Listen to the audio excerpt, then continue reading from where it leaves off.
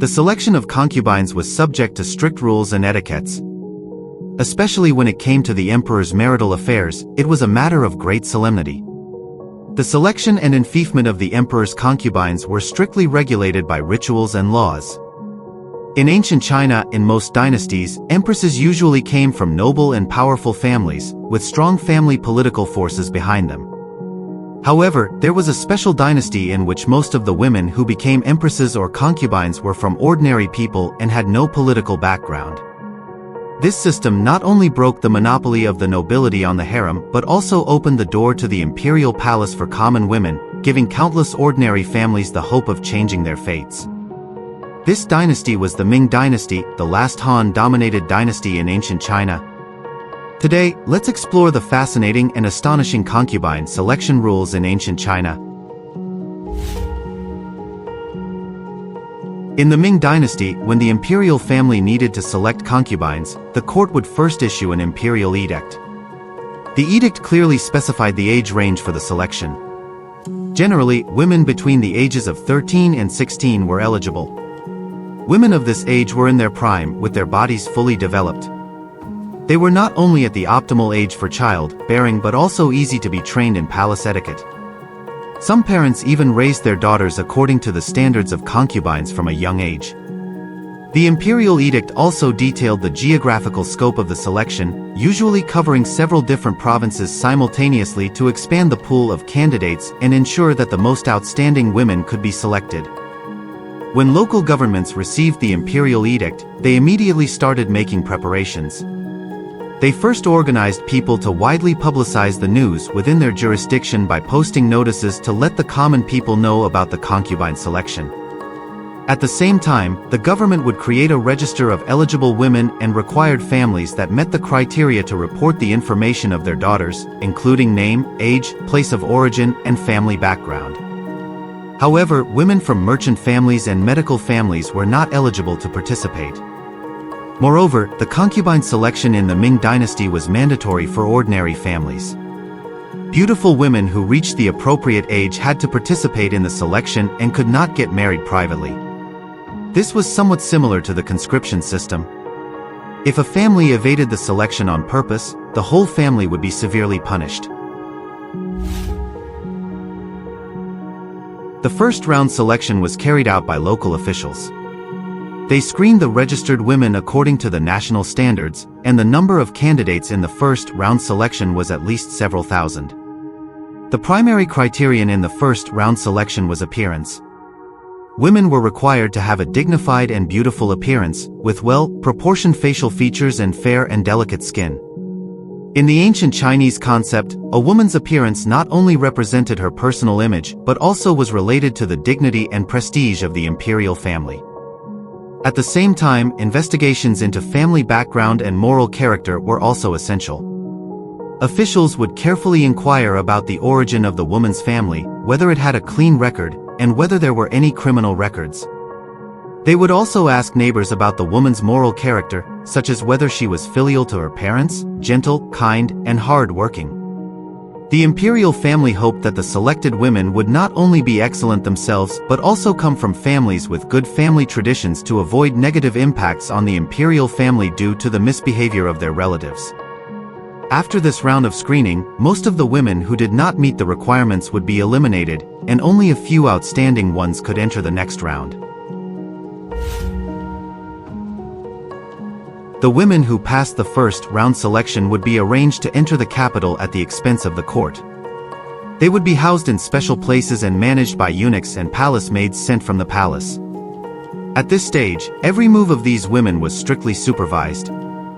This was not only to ensure their safety but also to observe their performance in group life to see if they could adapt to the rules and environment of the palace. The first step in the second round selection was the initial screening of body shapes. The candidates needed to stand in rows of 100 according to their ages. Eunuchs would select one by one, and those with unsuitable body proportions would be eliminated on the spot. At the same time, to prevent the emperor from being overly indulged in beauty, sometimes women who were too beautiful would also be eliminated. About 1,000 people would be eliminated in this round.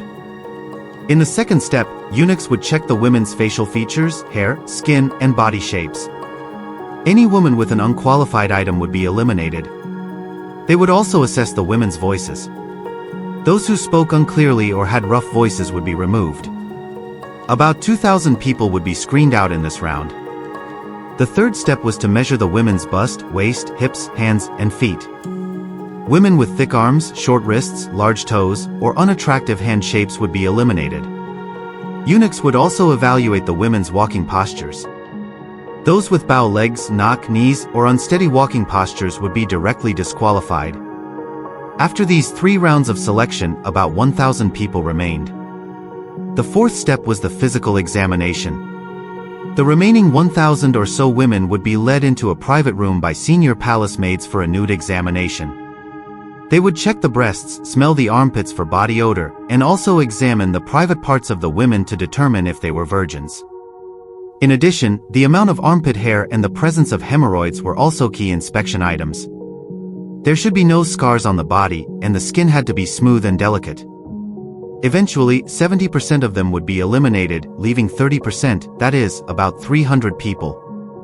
The assessment of deportment was also an important part of the second round selection. Women had to learn and demonstrate palace etiquette. For example, when walking, their postures should be dignified and elegant, with steps of moderate size, neither too fast nor too slow.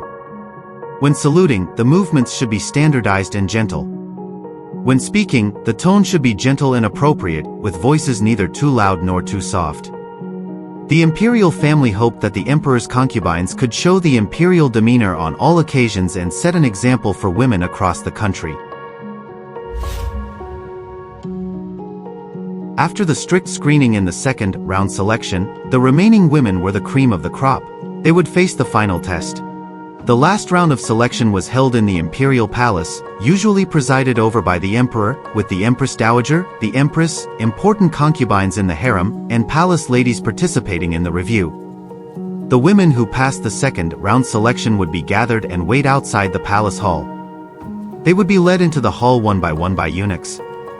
At this time, the women, dressed in their best clothes, would become nervous, with their hearts pounding, because the outcome of this round would determine their fates. The emperor or other reviewers would ask the candidates questions. The questions covered their understanding of palace etiquette, their views on harem relationships, and their concepts of family and country. Through these questions, the reviewers could examine the women's logical thinking, language expression ability, moral cultivation, and coping ability to determine whether they had the qualities to be the emperor's wives and concubines. In addition, the second round selection also examined the women's cultural levels and artistic talents. It was hoped that they could read and write, and have some knowledge of poetry, songs, and the arts of playing chess, painting, and calligraphy. Through simple cultural tests and talent demonstrations, women with certain cultural accomplishments and artistic abilities were selected so that they could better accompany the emperor and enrich the palace life. During this process, all parties would exchange opinions and have discussions, weighing the advantages and disadvantages of different women. After several rounds of discussions and screenings, the final list of selected candidates was determined. After the list was determined, the Ministry of Rites would start preparing for the enfeoffment ceremony.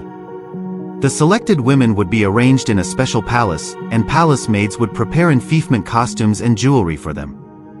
On the day of the enfeoffment, the women would wear magnificent gowns and phoenix coronets.